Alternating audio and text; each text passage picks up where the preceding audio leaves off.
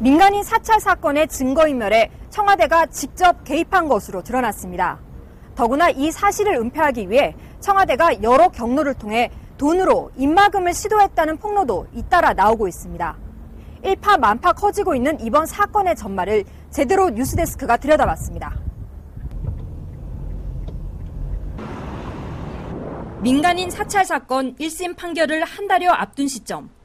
컴퓨터에 남아있던 사찰 기록 등 증거를 인멸한 혐의로 재판을 받던 국무총리실 장진수 전 주무관을 최종석 당시 청와대 행정관이 만납니다. 증거인멸을 청와대가 지시했다는 사실을 털어놓겠다는 장 전 주무관을 상대로 청와대 행정관의 회유가 시작됩니다. 내가 검찰에서 구형을 8년 이하로 구형했다라고 약속을 받았으면 그리고 그사라고 막바지 기입을 해서라도 증거를 주면 그러면서 사실이 밝혀지면 이른바 윗선이 다친다며 다시 설득합니다. 여기에 맡고 있는데 여기에 관련됐던 모든 사람들이 이제 다 수사단장이 다시 재수사를 해야 될 거라고. 그러면 이제 우리 민정수석도 자유롭지 못할 테고, 우리 총리실 다 자유롭지 못할 테고. 급기야 입막음만 해주면 돈을 주거나 취업을 시켜주겠다는 말까지 꺼냅니다. 휴시로 가려고 그러면 그것도 방법 찾아줄게. 현재자동차 기획조정실장 지금 부사장인데 그 사람이 자네를 취업시키기로 했어요.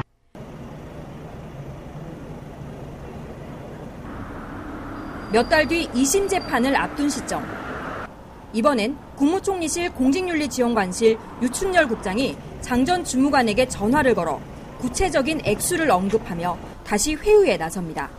지금쯤만 생각한다 그랬더니 좀 여기 그냥 라이브 시골 가고 싶으니까 그래서 돈을 해줬으면 좋겠다. 미니멈 5에다 보면 10억 사이는 될 것 같고 다. 돈의 출처는 총리실이 아니라 청와대라고 말합니다. 그래도 나오는 건 제가 나올 거 아니겠어요? 이 전화가 걸려온 때는 장 전 주무관이 중앙징계위원회에 출석해 증거인멸을 청와대가 시켰다고 사실대로 털어놓은 직후. 2심 재판에서도 장 전 주무관이 사실을 말할까 두려워 청와대가 총리실 국장을 내세워 미리 입막음을 시도했다는 의심이 드는 대목입니다. 지난해 4월 2심 재판에서 장 전 주무관이 집행유예를 선고받고 며칠 뒤 유 국장은 저녁 식사나 하자며 장 전 주무관을 불러냅니다. 그리고는 식당에서 돈이 든 쇼핑백 하나를 건넵니다. 국장님께서 저한테 큰 돈을 주셨죠. 5천만 원. 5만 원짜리가 이렇게 100장씩 한 다발이 있지 않습니까? 그게 열묶음인데 거기에도 다시 다발이 아직 불러지지 않은 완전히 신권. 장 전 주무관은 유 국장이 당시 5천만 원을 건네면서 청와대 민정수석실에서 나온 돈이라고 말했다고 밝혔습니다. 공직기강 비서관님이 많이 속상할 텐데 좀 위로로 주는 거라고 그렇게 말씀하셨죠. 돈 전달은 이후에도 또 있었습니다. 이번엔 평소 알고 지내던 공인 노무사가 장 전 주무관을 불러냅니다. 그리고 2천만 원이 든 쇼핑백을 건네면서 청와대 이영호 비서관이 주는 돈이라고 말했습니다.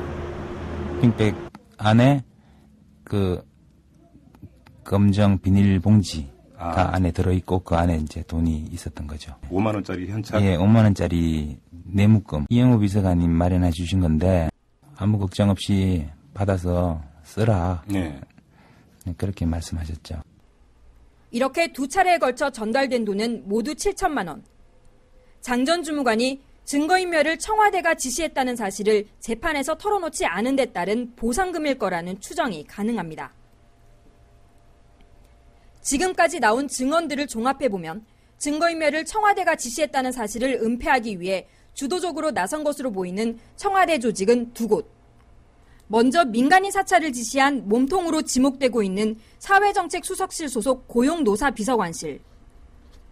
장 전 주무관에게 2천만 원을 전달한 이영호 비서관과 회의에 나섰던 최종석 행정관이 소속된 곳입니다. 이 비서관과 최 행정관 모두 현 정권의 핵심 인맥인 영일 포항지역 출신 공무원, 이른바 영포라인으로 분류됩니다.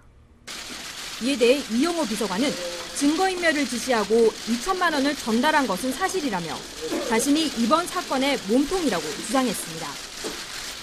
자료 삭제하는 모든 문제는 바로 제가 몸통입니다. 몸통입니다. 저희의 모든 책임을 물으시기 바랍니다. 다음은 청와대 민정수석실. 이곳엔 장전주무관에게 전달된 5천만 원의 출처로 지목된 장성명 공직기강 비서관이 있습니다. 장 비서관은 서울시 공무원을 거쳐 이명박 대통령과 함께 청와대에 입성한 일명 S라인의 핵심 인사로 통합니다. 그러나 장 비서관은 이 같은 금품 제공에 관여한 적이 없다며 의혹을 철저히 부인하고 있습니다. 유충렬 지원관 통해서 장진수 전 주무관한테 돈을 준 건 사실이 아니다. 예, 그렇습니다. 예. 제가 평생 공무원 한 사람인데, 예.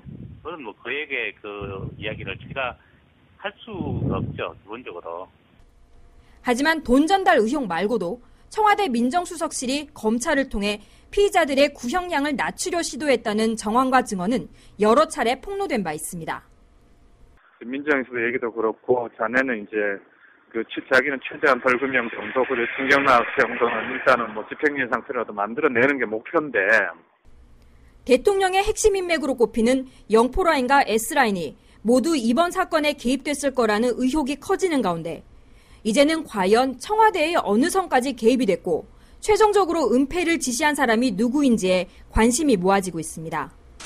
이와 관련해 당시 민정수석을 맡고 있던 권재진 현 법무부 장관에게 먼저 의혹의 눈길이 쏠리고 있습니다.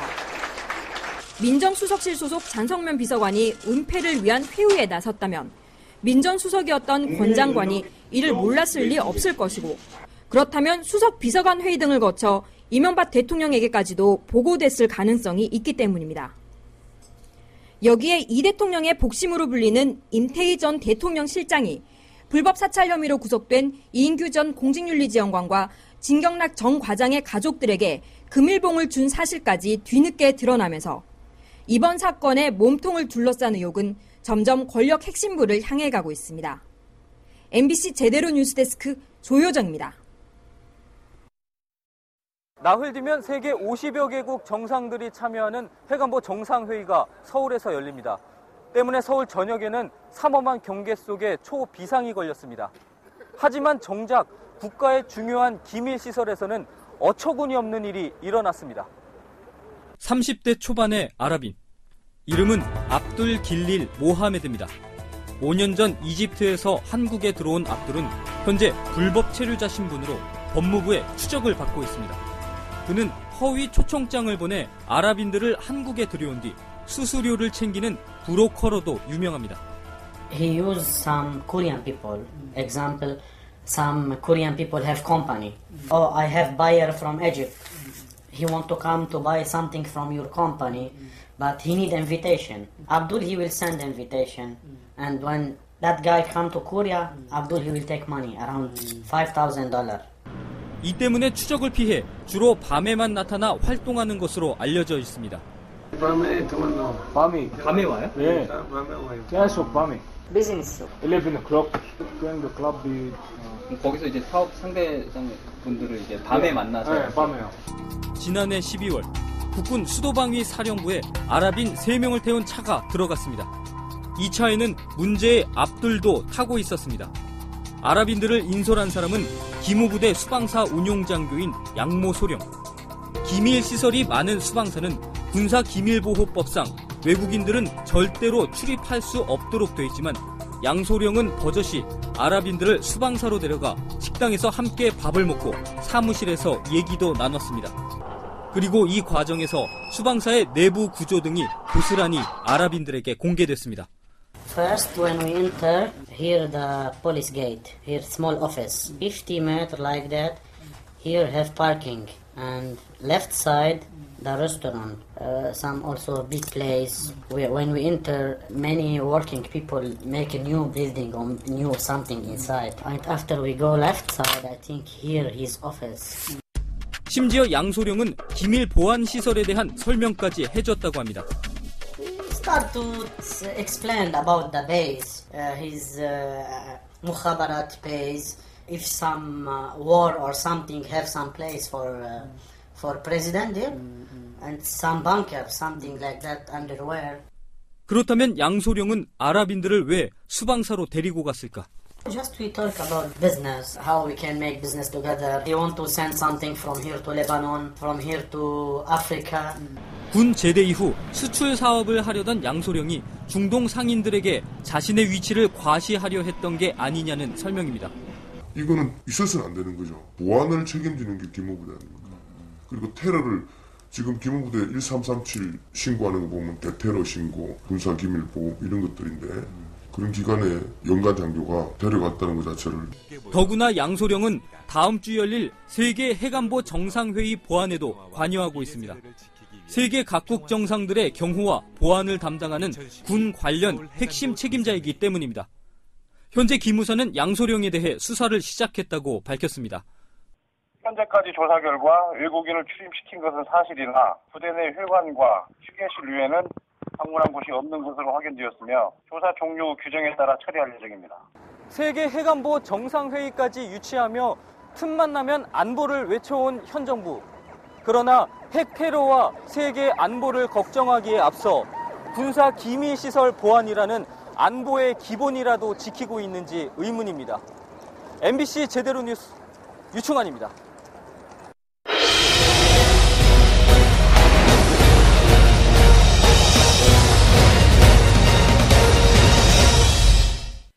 휘발유 값이 1리터에 2,000원을 훌쩍 넘어섰습니다. 헌데 현행법 운영을 제대로 하기만 하면 리터당 기름값을 300원 이상 낮출 수 있다고 합니다. 과연 타당한 주장인지 취재했습니다. 눈만 뜨면 올라가는 기름값. 차를 몰아야만 살 수 있는 사람들은 한숨만 나옵니다. 아예 차 그냥 확 갖다 버리고 싶죠. 3월 첫 주 전국의 휘발유 평균 가격은 2,026원. 이 가운데 51%는 휘발유 공급 가격이지만 46%인 924원은 유류세라는 세금이고 주유소 유통 비용은 3% 안팎입니다. 자기 차로 출퇴근하는 운전자들은 유류세를 과연 얼마나 낼까? 새로 나온 애플리케이션으로 살펴보니 이 30대 영업사원은 지난해 근로소득세는 32만 원을 낸 반면 유류세는 340만 원으로 10배 이상 더 냈습니다. 생각보다 제가 그렇게 많이 내고 있는지 몰랐고요. 알고 나니까 조금 충격적이네요. 2010년 정부가 걷어들인 근로소득세는 16조 원인 반면 유류세는 20조 원이 넘을 것으로 추정됩니다. 유류세 중 절반이 넘는 교통에너지 환경세는 1리터를 살 때마다 529원을 내야 합니다. 그런데 교통세는 탄력세여서 30%를 내릴 수도 올릴 수도 있는데 현재는 기존보다 11%를 더 걷고 있습니다. 시행 규칙에 따라 탄력세인 교통세를 30% 낮추고 관세와 수입 부가세를 줄이면 1리터에 330원 이상 기름값을 낮출 수 있다는 주장이 잇따르고 있습니다. 지금부터 지금 기준으로 해서 40%를 할인을 할 수 있는 상태죠. 제 계산으로는 아주 간단하게 한 300원 정도는 충분히 낮출 수가 있습니다. 하지만 정부는 국제 원유가가 더 올라야 탄력세를 적용하겠다는 입장입니다. 이에 맞서 납세자 연맹은 유류세를 당장 내려야 한다는 국민 서명 운동을 시작했습니다. 휘발유와 경유는 국민의 생필품인 만큼 유류세를 줄이고 임대소득과 금융소득, 사치품 등에서 세금을 더 걷어야 한다고 주장합니다. 자기 소득의 20% 내지 30%를 유류세를 내고 있는데 국가가 서민을 착취하는 이런 구조는 빨리 사라져야 합니다. 취재팀은 최근 여론조사에서 상위권인 대통령 선거 예비후보 6명에게 탄력세 적용을 통한 기름값 인하와 세금 정책에 대한 의견을 묻는 이메일을 보냈습니다. 제대로 뉴스데스크 안영준입니다.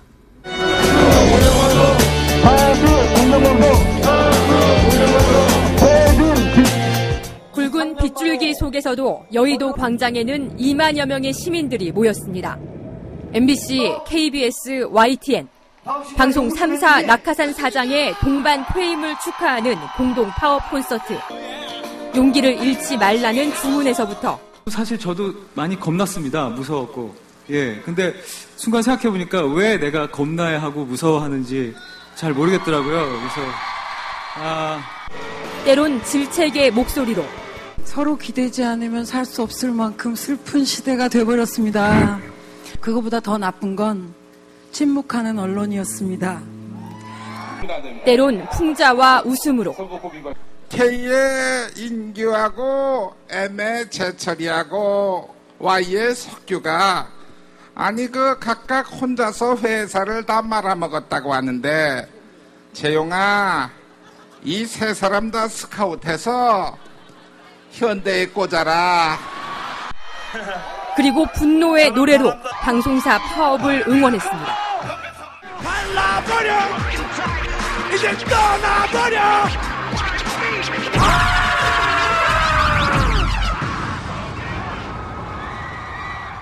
안철수 원장과 조국 교수. KBS, MBC, YTN의 공동 파업을 지지합니다. 이번 파업은 대한민국 헌법이 보장하고 있는 언론의 자유를 높이고 지키는 일이라고 생각합니다. 진실을 억압하려는 어떤 외부의 시도 이런 것들은 있어서도 안 되고 정말로 차단이 되고 보호돼야 된다. 그리고 문재인 민주통합당 상임 고문도 영상 메시지를 통해 함께했습니다. 콘서트의 절정은 시민들과 함께 연출한 MBC 프리덤.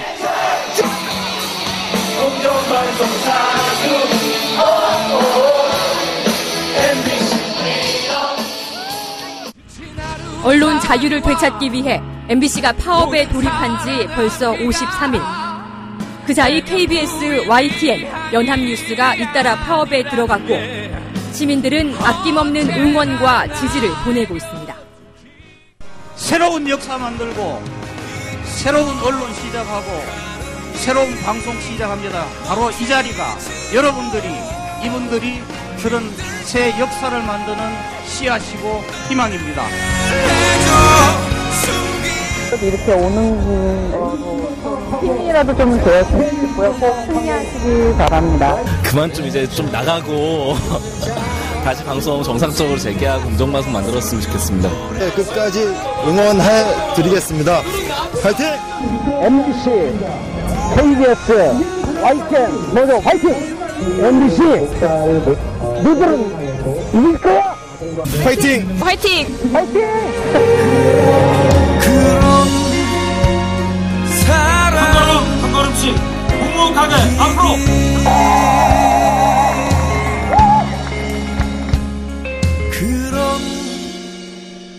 MBC 제대로 뉴스 이지선입니다.